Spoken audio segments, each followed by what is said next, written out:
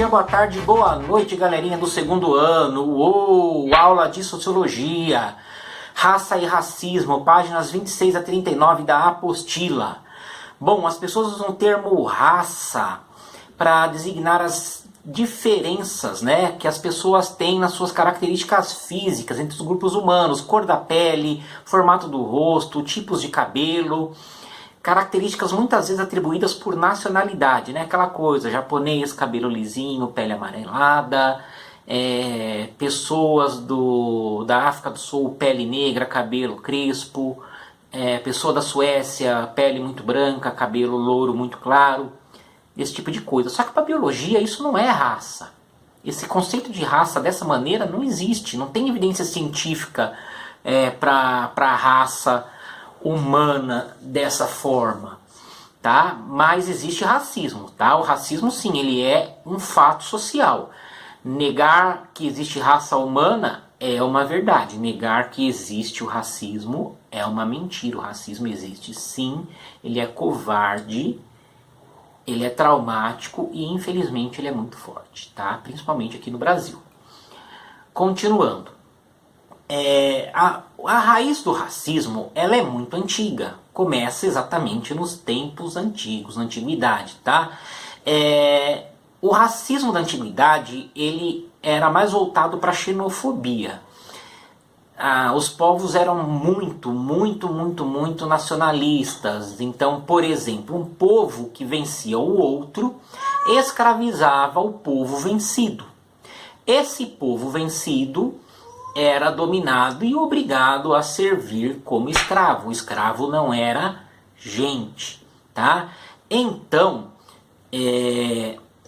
essas primeiras manifestações de racismo da antiguidade eram pura xenofobia.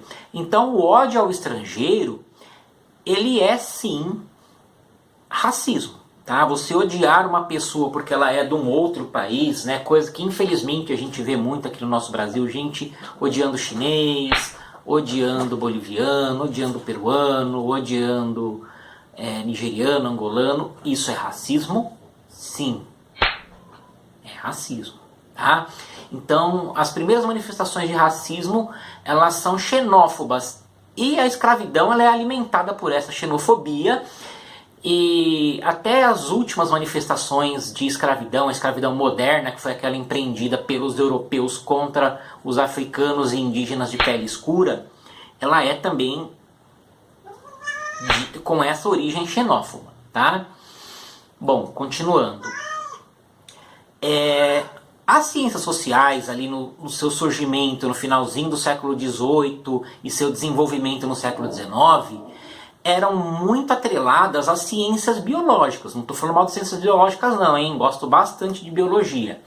Mas o que houve foi uma má interpretação das ciências sociais de conceitos das ciências biológicas. Por exemplo, o cientista sueco Carl Linné, ele vai dividir o Homo sapiens em 4 raças. Olha só, 4 raças, dando características bem distintas para elas. Vamos ver que características eram essas, vamos lá.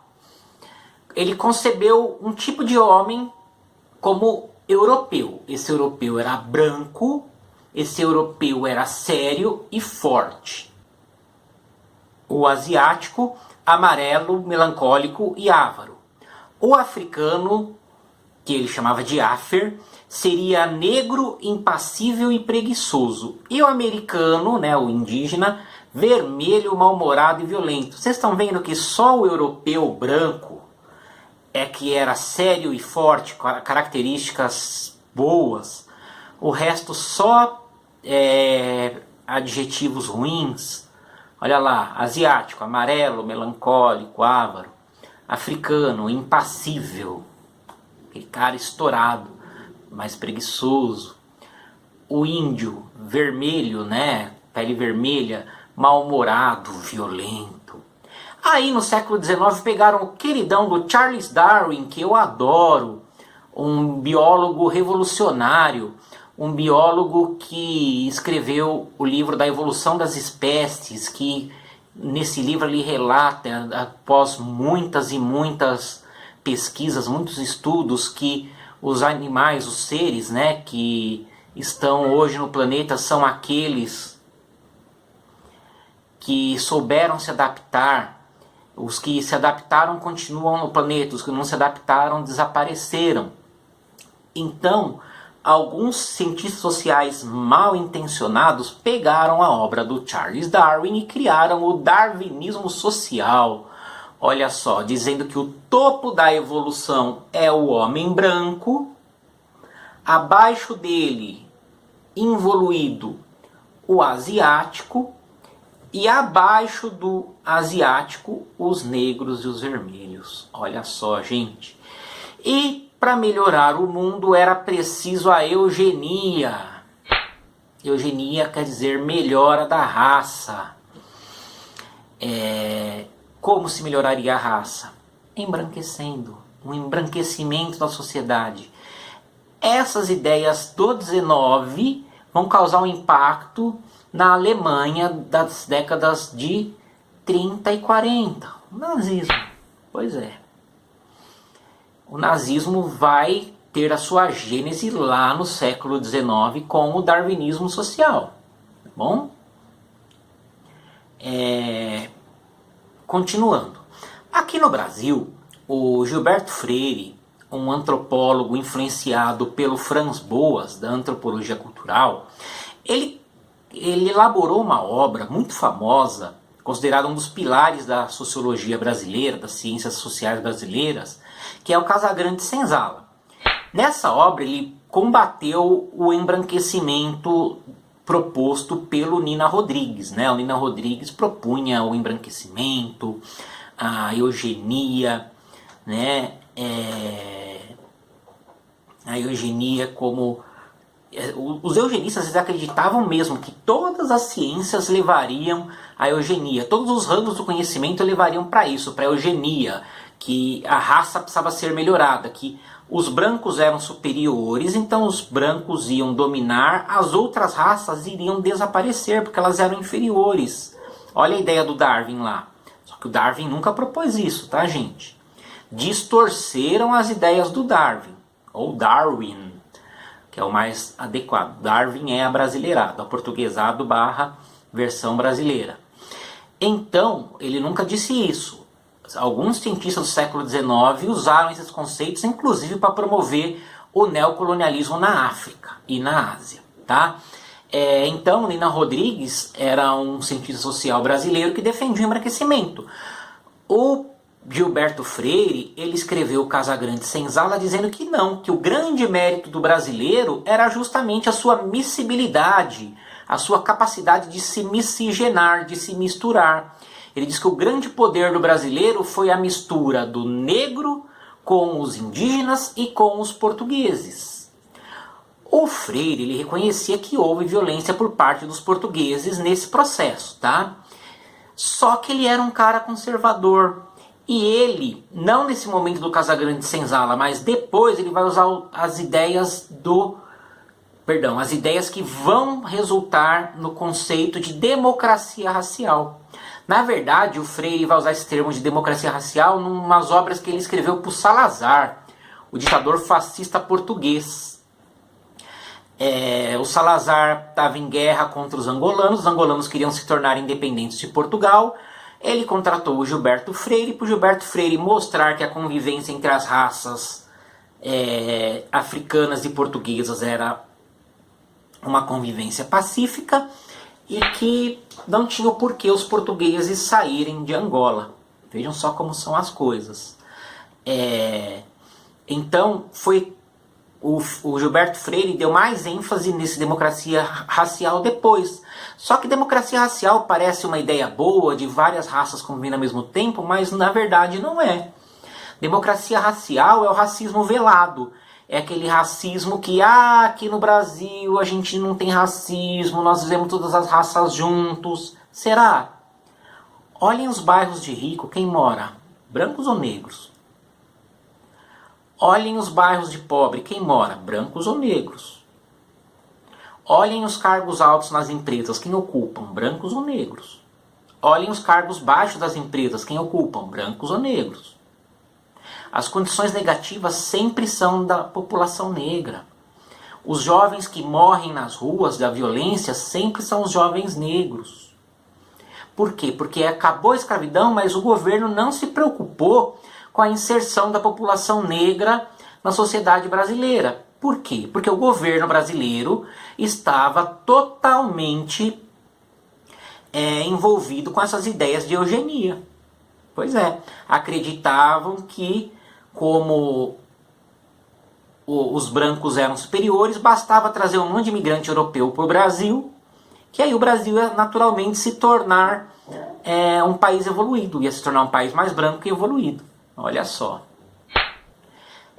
Tem uma imagem no resumo de vocês que mostra a pirâmide social, os brancos ricos no topo, a classe média branca embaixo achatada pelos ricos e o povão, que misturado alguns brancos no meio da massa negra, dizendo que democracia racial, se tiver alguma, é lá na base da pirâmide. Que mais? Durante o século XX, vários cientistas sociais da sociologia brasileira, tá? Sociologia brasileira, quando eu digo, com sociólogos tanto do Brasil quanto dos que vieram trabalhar no Brasil, né? Eles vão tentar estudar as condições da população negra na sociedade brasileira, as relações entre os negros e as outras etnias, os indígenas, né? A gente pode citar alguns nomes como Abdias do Nascimento, Florestan Fernandes, o francês Roger Bastide, o Darcy Ribeiro. O resumo de vocês tem algumas imagens bem fortes, né, do período da escravidão, como um negro escravizado com as costas totalmente machucadas de chicote, né? Nós temos também a mulher colocado nela uma máscara de Flandres que impedia que a pessoa bebesse água e se alimentasse. Tem imagem também de uma escravizada carregando nas costas de cavalinho um bebê branco. Tem uma outra imagem também muito forte de uma escravizada negra com um bebê branco nas costas. Ou seja, são imagens bem fortes, né, galera? Um negócio, não foi pouco. A escravidão no Brasil não foi uma coisa tranquila, tá? Para terminar, a questão das cotas raciais, que são bem polêmicas. As cotas raciais fazem parte de um tipo de política chamada ações afirmativas. Qual que é a ideia? Primeiro, compensar a população negra pelos abusos que ocorreram durante a escravidão. A herança da escravidão é um peso para a população negra. Segundo, elevar a qualidade de vida da população negra. Estudos comprovam, pessoas que tiveram acesso ao curso superior, elas têm qualidade de vida, elas não se envolvem com a criminalidade. Então, com as cotas permitindo que uma população negra acesse as universidades, as condições de vida não só para os negros, mas para todo o país vai melhorar. É mais gente que vai acessar o consumo, é mais gente que vai entrar em bons cargos nas empresas, é bom para todo mundo. Mais de 50% da população brasileira é negra e parda. Ou seja, a maioria da população brasileira é negra e parda, né? E também existem cotas para estudantes de escola pública, quer dizer, os pobres de outras etnias também são contemplados com ações afirmativas. E um detalhe importante, as cotas não foram feitas para durar para sempre. Então não adianta alegar que elas são racismo invertido. O dia que a distorção da situação dos negros seria a maioria da população brasileira e seria a minoria na faculdade diminuir ou desaparecer, as cotas não vão fazer mais sentido. Imaginem, a população negra já está inserida no curso superior e continua tendo cotas. Aí é injustiça. Então o que vai acontecer? Quando essa distorção diminuir significativamente ou mesmo acabar, aí sim as cotas vão desaparecer, porque aí não faz mais sentido existir. Tudo bem, galera? Qualquer dúvida, entre em contato com o professor. Um beijo! Uou!